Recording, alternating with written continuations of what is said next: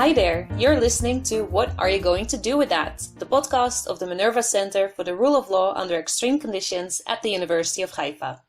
My name is Danni, I'm a PhD candidate, and in this episode we've got another very interesting guest who's been all over Europe for his research. Before I introduce him, I'd like to invite you to check, like and share our podcast on Facebook, Twitter and Instagram. There, you'll find more information about our guests and their research, and you can give us comments or ask questions. You can find us by searching for What to Do With That or with the @ What to Do With That, where the 2 is spelled with the number 2. And while you're at it, don't forget to hit that share button. Alright, let me introduce you to Emre Turkut. Emre has a bachelor degree in law from Ankara University in Turkey and an LL.M degree in public international law from the University of Ghent in the UK. His thesis examined the remedial secession doctrine and international law in light of the Kosovo and Quebec cases. Emre worked as a research assistant in the public international law department at Turgut Özal University Law School in Ankara, where he was responsible for teaching seminars to bachelor students and also assisted with the preparation and teaching of various mandatory and elective courses in the fields of public international law, international human rights law, and international criminal law.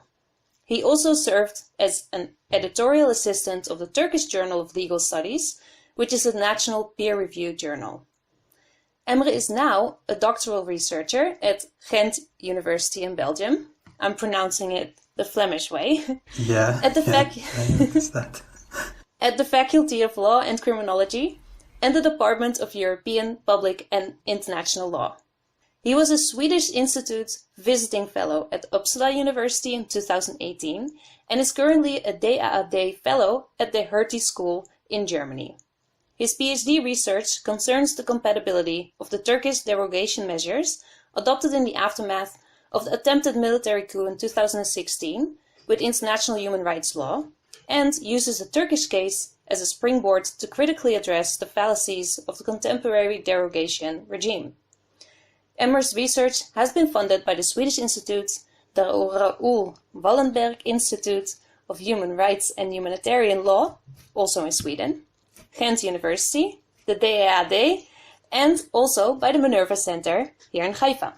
His research covers a variety of fields within the domain of public international law and international human rights law, including derogation from human rights, state of emergency, human rights in the fight against terrorism, self-determination, and remedial secession doctrine. His work has been published in journals such as Security and Human Rights, and he's written a chapter in the book Dueling for Supremacy, International Law versus National Fundamental Principles by Cambridge University Press. So, welcome, Emre. I'm very glad to have you here on our show today. Thank you, Danny. Thanks for having me. You're welcome. I already mentioned that the Minerva Center has helped financing your research, but I would like you to explain how and when you got to us. In fact, the first time that I, got in touch with Minerva Center was back in 2018 when I, attended this workshop, young researchers workshop in Minerva. And at that workshop, I presented one of my research, which was eventually published by Security and Human Rights, which is a good journal. And for that article, I received a funding from the Minerva Center. It was basically support for an ongoing research, but as I said, that article was in part, financially supported by the Minerva Center. So sounds good that you also got a publication out of it. Yes, I'm also, my PhD dissertation, my doctoral dissertation will take the form of a compilation of published articles. So these days I am finalizing my PhD and I have 7 chapters. And at least half of them are already published, and 4 of them are already published, and 3 of them have been submitted. So I am, hoping to defend my PhD in September, October this year. Let's cheer to that. I brought my regular drink with me, the Disaronno. There you go. Now I can pour myself some. And what are you having right now? I am having Turkish Traditional Tea. Ooh, that sounds good. Is it still hot? It is hot, yeah. Do you drink it with a lot of sugar? No sugar. None at all? Ooh, that must be bitter. No. I'm definitely a sweet tooth. All right, there you go. Cheers to the publications. Cheers. And the last ones to go. Cheers. Thank you. Let's get started with a few short questions. My first one is, what's different about your morning routine in Berlin than the routine that you had in Sweden or Belgium? Or do you stick very much to the same thing every day? Well, pretty much I stick to the, same routine. I have a very lazy, morning. I get up very late because I'm a night person. Tend to, work at night. And most productive hours for me is between 1 a.m. to 4 a.m. So right. I usually go to bed around 5 a.m. and I get up very late. Right, with a little bit of Turkish tea. Yeah, and coffee. Also caffeine, yeah. Also good.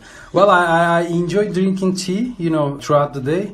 But in order to wake myself up, it is the coffee is the best medicine, I guess. I've heard that a lot. All right. And then secondly, what is your most used emoji? For example, on WhatsApp. Oh, emoji. I'm using these Memojis recently. I don't know if you're familiar with them. No? Memoji is, some sort of a customized emoji where all your picture is on it, but kind of comical way. Okay. And then those memojis, you can find, smiling emojis, those emojis that send, hearts. I'm using memojis most of. So of yourself Yes. with these usual Yes. emojis that we know. Yeah, exactly. That's very nice. Maybe you should send one to me to get an idea of what it looks like. I will. All right. And then do you remember what's the first concert you've ever attended? The first concert. I think it was a public concert when I was at the age of 10. Okay. My teachers, I think, took me there.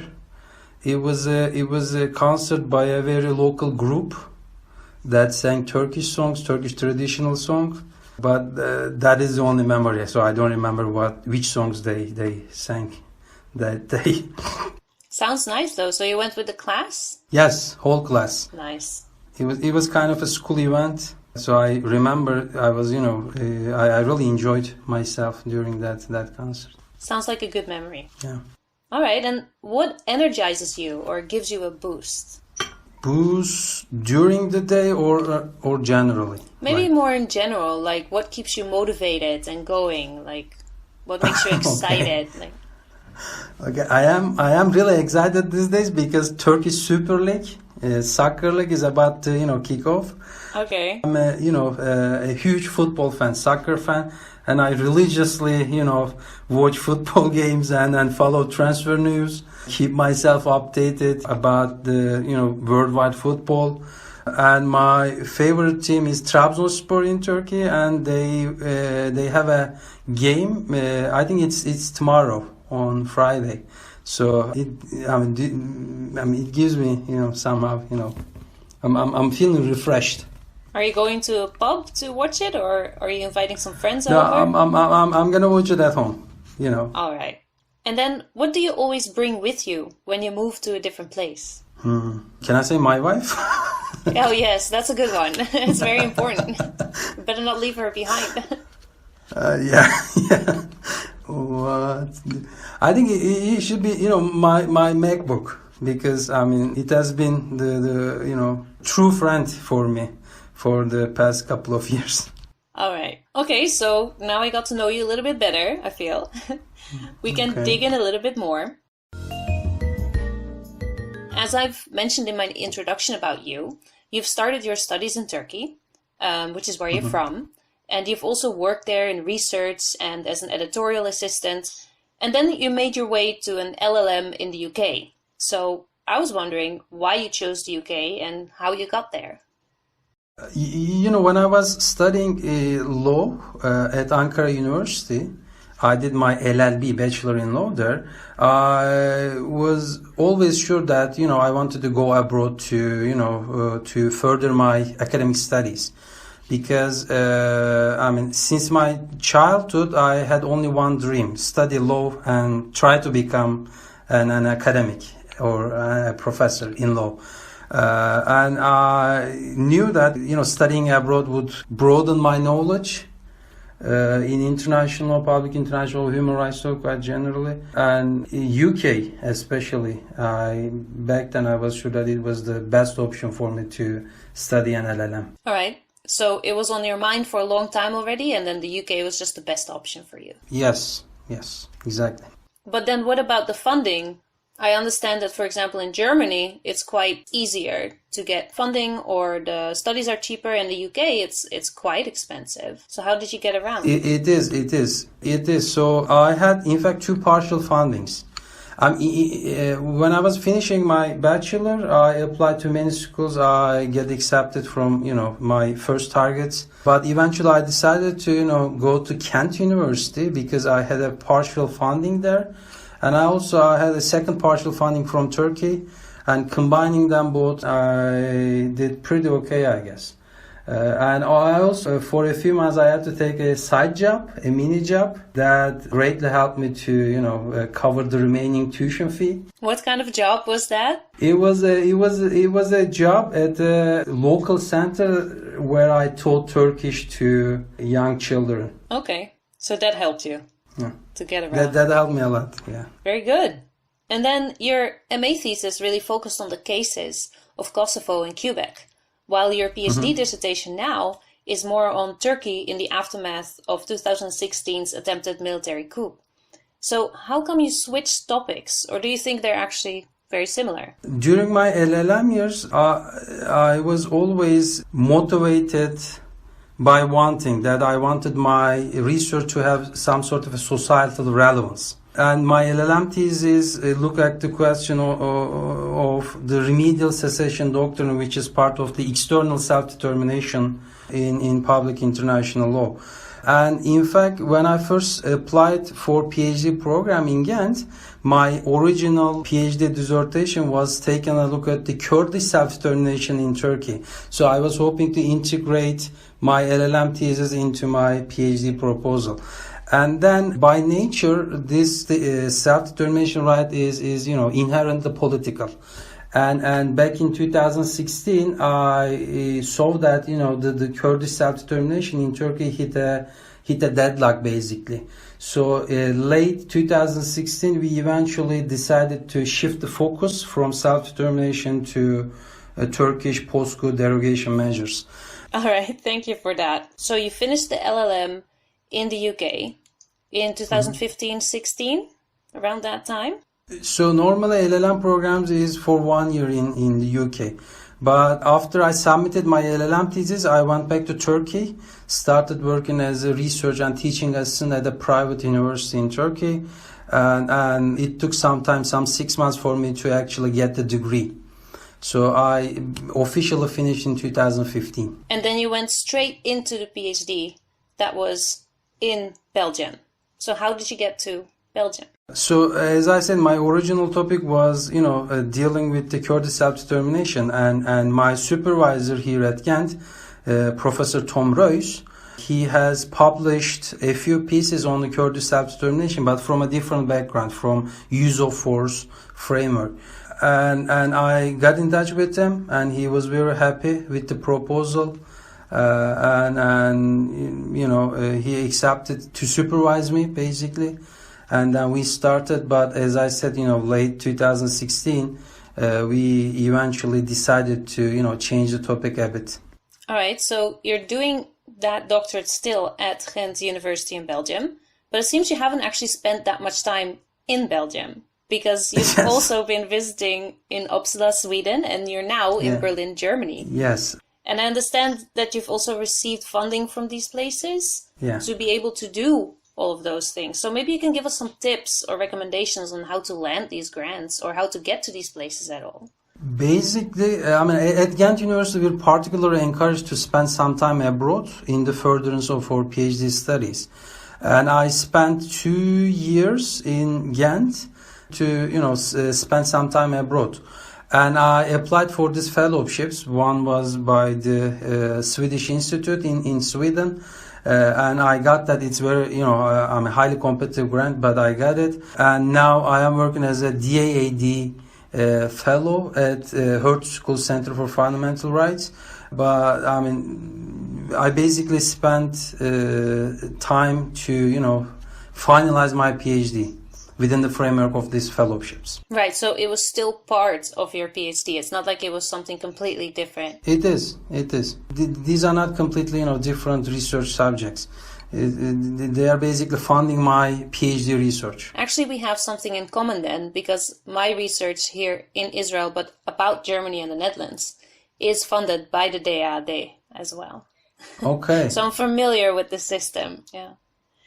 So what are you doing during these fellowships abroad? Are you also there to teach or to assist other research projects, or is it really only focusing on your own PhD?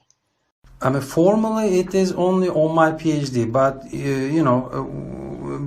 these are residential fellowships. So basically, I had to be there. For example, in Sweden, I had to live in Sweden. That is one of the formal requirements of the fellowship. And when you're there, most often are invited to do some side things like teaching, and I did some teaching in at Uppsala University. It was part of a module, part of a course, LL.M course, that focused on the human rights and democracy in Turkey, and I taught there 6 weeks or 7 weeks, I don't remember now. And I used to assist some professors in their research as well. So it sounds like during visiting these other universities, you really gain some extra skills. You do. So do you think that's the most valuable part of going abroad? Okay, let me put it that way. Normally, if you're writing a PhD, that is, the case is most often is a monograph that you write as a PhD dissertation, right? But I didn't want to I didn't want to choose that path. I wanted to have a, compilation of published articles in order to have impact, like immediate impact of my research. And then when it comes to these fellowships, by lodging application, you improve your grant writing skills, for example. You improve your many other skills. And also, it's somehow, helpful or refreshing time to stay abroad, because it can give you, new insights that you could incorporate in your PhD, in your research. So I am regularly, in fact, asked by a number of international human rights organizations to give opinions on Turkey's, fight against terrorism, Turkey's emergency rule, and I do also regularly write op-eds, give interviews to national and international media outlets. This is something I got from my experience as visiting fellows at different universities and different contexts and different countries. So the most important thing for you, and the reason that you're actually doing the research, is to have that impact. Yes, exactly. That's great. So I always wanted my research to have some sort of a societal relevance, and also I don't see myself in like 10-20 years where I hide in my ivory tower. I think civil society empowerment is something quite important for us. So we all want to have or research to have impact, immediate impact on societal factors. So then I want to ask you if the impact is a big factor for the reason behind doing all of this, which is sometimes also very difficult, is why you're doing it outside of Turkey. Okay. So, I mean, as I said, again, I will repeat it, but I always wanted my research to have some sort of a societal impact. And that is, that is what I studied, right? Public international. I was hoping to, take a look at Kurdish self-determination, and then we, shifted the question to Turkish derogation measures. Basically, what I do deals with human right, the state of human rights in Turkey. And if I was in Turkey, I wouldn't have done my research. I wouldn't have published articles, op-eds. because the political regime in Turkey is not that tolerant. So whenever you write something, you're basically targeted as an academic. So in Turkey, especially with the establishment of this presidential system, which is organized around vast powers of the president, the new system eradicated all key checks and balances, the freedoms, especially academic freedom, at its worst state. So studying abroad or settling down abroad eventually was the way to go for me.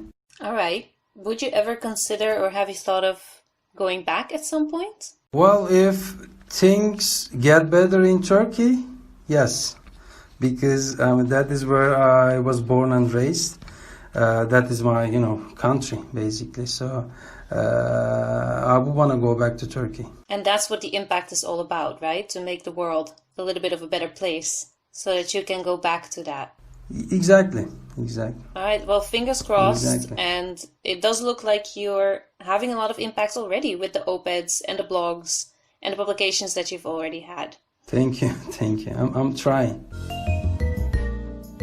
What is it like to move around so often and to be immersed in a different culture and to be confronted with different languages? Do you make friends easily? Is your family supportive? Yes, I'm living with my wife, and she's very supportive of my academic journeys. And we do speak English at university when we're teaching and researching, and we don't have to learn the local or the national domestic language. And at university, we have I had especially a beautiful academic environment where everyone was so supportive. And it was the case in Sweden, and it's now the case in Berlin. But if I compare my experiences, I think we're fitting in better in Berlin, because there is a huge Turkish community. We can eat delicious Turkish foods, kebabs. It wasn't that easy in Sweden. Is it like back in Turkey, the food? The food is, and in some restaurants it's even better. Wow, okay. So you're in the second best place then? Oh, yes. Great. You're also often away from your supervisor, who is in Belgium. Yeah. What is that like? Well, we have monthly meetings, monthly Skype meetings. I think it's just working out, fine for me. But I have to say that he has been a great supervisor, not just to me, but to other colleagues as well. And Prof. Ruys, I think he'll be one of the most established scholars in international law in like 10 years.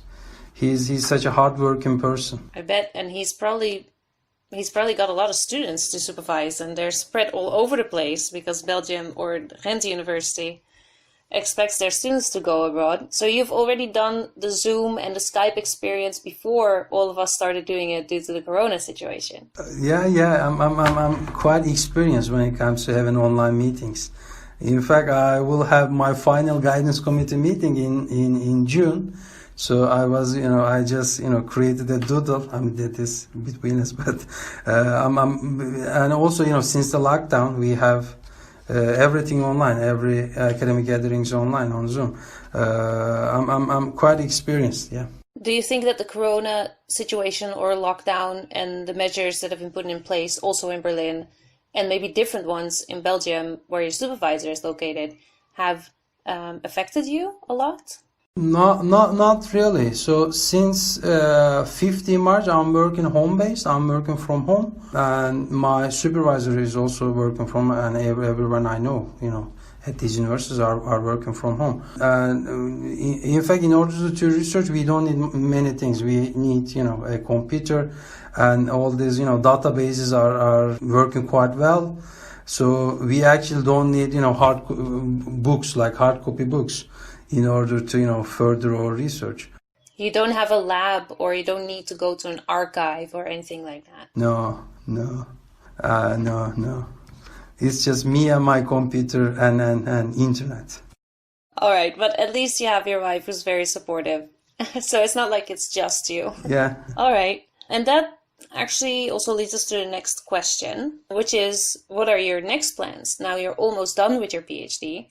And what are you going to do with that? What am I going to do with that?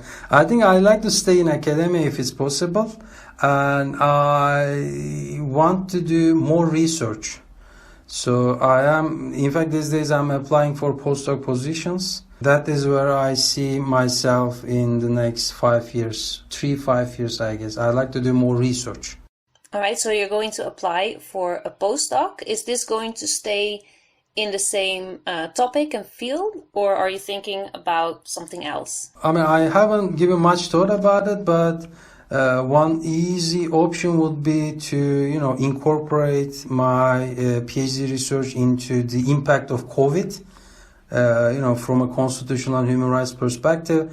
But I will see in the next, months. When will you finish exactly with your PhD, or what is the plan? So I am finalizing these days, and all chapters of my PhD are completed, and I will try to draft the introduction and conclusion by late July, which would enable us to schedule the public and private defenses in the course of early September, mid-October.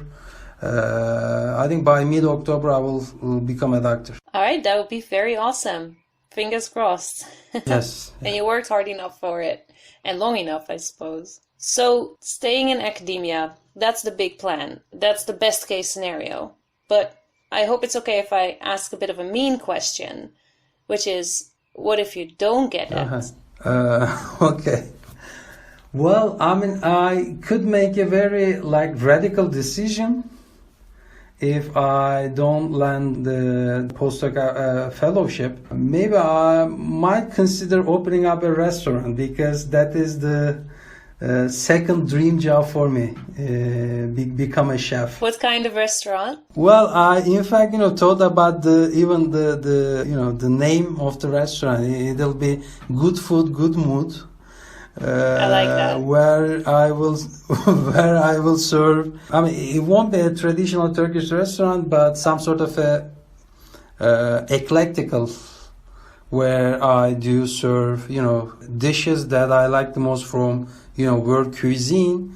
And I don't have a favorite chef, but I do follow the way that Gordon Ramsay cooks, for example.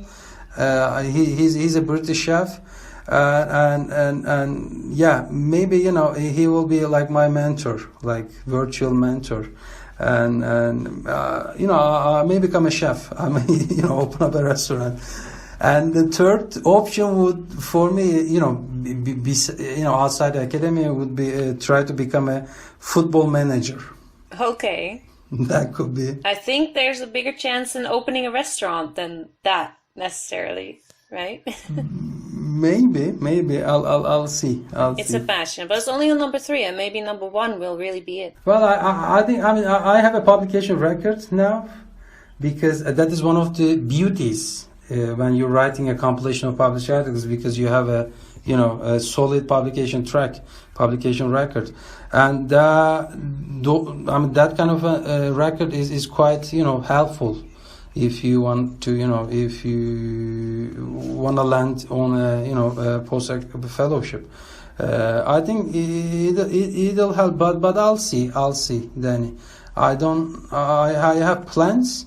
But I hope they, work out good in the end. All right. Well, I wish you the best of luck with that. But from what I've been describing in this very long introduction of all the things that you've been doing so far, it seems like you're on the right track. We'll see. Thanks. Hi there. Following a poll on our social media accounts, also called What Are You Going to Do With That?, our audience has selected a question that they had for Emre. If you'd like to ask a question to our next guest, follow us on Facebook, Twitter and Instagram to vote and comment. I am particularly happy about the chosen question that allows me to talk about food again. The question for Emre is, where, outside of Turkey of course, Have you had the best Turkish food? And what is the best Turkish food? Well, Danny, I am also happy that the food question got the most votes because I am really passionate about food. I like both to cook and to eat. I always explore new cuisines and try new recipes. In fact, I have a bucket list of the restaurants I like to try around the world, and that list is growing longer every year. I have, of course, managed to cross some spots off that list, but someday I really want to travel the globe, searching only for the finest foods and over-the-top culinary experiences. I should also note that I don't have a single favorite cuisine. I, of course, love Turkish food, or Anatolian food, that's how I like to call it, because it is a very diverse cuisine. But when it comes to the freshness of the products, no other cuisine can beat Italian cuisine. I also really like Mexican food and Japanese food because in their food much is about their indigenous culture and traditions. As regards the question, I think I have had the best Turkish food outside Turkey. In Berlin, Germany, where I currently live, Turkish people in Berlin are the largest community outside Turkey, so it is not surprising that there is an amazing amount of quality Turkish restaurants here. There is absolutely something for everybody. If you want to have small takeaways like döner and kebab, you will have plenty of options. You can also find some really fancy high-end restaurants that really stick to traditions. And what is the best Turkish food? Again, the word best is so subjective, but my preferred Turkish food is all kinds of stuffed dishes. I particularly like sarma from my hometown, Izmir. That is a dish of cooked grapevine leaves wrapped around a variety of fillings like rice and mincemeat. Right, so let me finish up with some more short questions. And here the first one is, what was the most significant conference that you have been to? I think it was an invited talk where I presented one of my articles at Gothenburg University when I was working as a visiting fellow at Uppsala University. And it was, as I said, it was an invited talk. And you already feel like special. You're feeling that your research is already having an impact on other people. And I was invited to that talk, to give that talk, as soon as my article was published, and which was another good thing for me. And I received such a great feedback on a published article, and people were so attentive and asked many questions. I felt like I was the star in that room. Wonderful. So that was a pretty great experience for me. All right. I've already learned from our talk that you've received a few scholarships or grants. Which one you think was hardest to get? The fellowship that I got in Sweden, the application was so difficult. In fact, it was like around 100-page long application. Wow. So I had to spend quite some time in order to prepare that application. I think it was hard, but eventually worked out fine. So you did well despite the fact that it was a bit difficult. Okay, and then what do you consider to be your most important contribution to your field? Okay. Okay. Again, I don't want to, overstate what I've accomplished, but I think my PhD will be the first in-depth examination of Turkey's emergency rule. The selection of case study is quite important because, as you would remember, in the aftermath of the attempted coup, Turkey declared a state of emergency. But that wasn't the first time that Turkey declared an emergency. Turkey has a rich experience when it comes to exceptional regimes in various forms, be it martial law or state of emergency. And back in 2016, the number of state derogations from human rights instruments were at all-time high. So it was Turkey was not the only country utilizing the power to derogate, but also in the aftermath of the Paris attacks, France declared state of emergency, Ukraine, declared state of emergency, and again it didn't proceed, but UK was planning to derogate in response to its armed conflict in Afghanistan. So the number of state derogations were really high back in 2016, and I chose the Turkish case study. Of course, there is this methodological reasons for that, because I'm a Turkish citizen and I can read the primary sources in Turkish, but also in view of the recent emergency practices, Turkish case stands out as the most extreme case study, and my PhD will be the first in that examination of that period. So I think it might be a contribution to the field. There you go.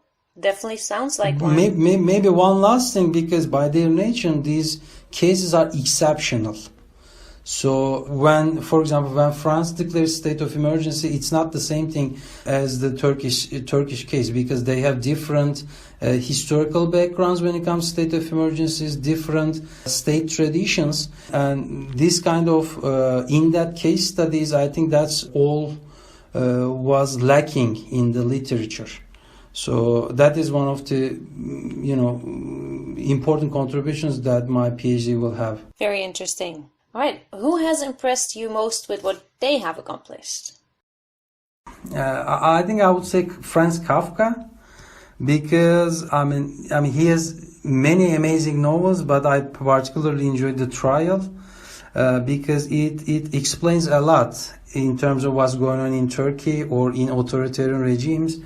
I'm sure you read that novel, but I was, when I was reading it at high school, I remember being completely baffled by how his fictional character Joseph K. gets arrested, how he gets arrested with no evidence and no explanation, how he was trapped in the hands of powerful yet almost invisible courts. And this is important because Turkey had it'll be a cliche about Turkey as such a Kafkaesque 2-year period in the aftermath of the attempted coup. I'm a fan of incorporating literature into my writings. Franz Kafka and his trial has been a point of reference for me, and I would say George Orwell. Reading his novel 1984 has been not just a good read, but has helped shaping my thoughts when it comes to government overreach, this mass surveillance and repression in societies.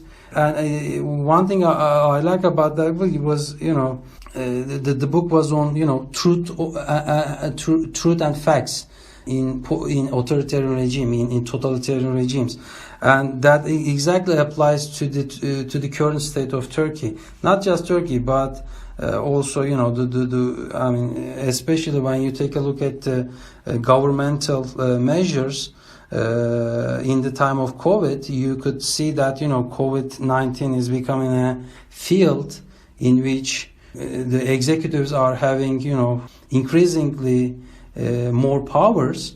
I think these kind of literary examples say a lot, explain a lot in terms, and it could help a lot about how we, ought to understand these overreach and executive powers. It's interesting, but maybe also a bit unfortunate that these older classical works are still relevant to today's examples. I think that's why those brilliant people wrote those books in the first place. And that is for me, that is the definition of societal impact. Right. All right, thank you very much for that. But then we get to the last question, and that is, how do you relax after a hard day of work? Okay. As I said, I'm finalizing my PhD, so these months have been particularly busy for me. And even as I, finish one thing, I have to get back to another, item on my agenda, right? So I usually, after finishing work, I usually, watch a movie with my wife. In fact, we're recently watching this TV series. It's called Space Force. I'm watching that right now with my partner. Really? I love it. Really? Did you like it or? I do. Like it a lot. It's kind of cute and it's funny. It's good. I like it. And I'm a huge fan of Steve Carell. Right. I really enjoyed his work in The Office. It is one of my favorite TV series till this day. And I mean, these days we watch that show. Very nice. And it's short. It's like only half an hour episodes, so it's to check the reviews on that TV series, and people are a bit harshly criticizing it because they say that the quality is not that good, but I really like the idea of it. So it's like Office. It's a workplace TV show that provides an in-depth, like my PhD, an in-depth examination of the people there. Of course, it's some sort of a comical comedy, right. I would say. But it's a great show. It also has a lot of hints, right? It has a lot of hints to anything that's going on in our society at the moment, and that makes it more funny, even though maybe it's not necessarily funny, but just the way they put it, it is. Yeah. Nice. So another thing that we have in common. Yeah, Space Wars. All right. Well, thank you very much for joining us today, Emre, and also for sharing your interesting journey. And also a thank you to our audience. Keep coming back on Thursday for new episodes. And I also wanted to mention that I actually have a BA in Middle Eastern Studies from the Netherlands, where I'm originally from, which is why I can pronounce the Flemish accent. Yeah, I know that you're half Dutch, right? That's right.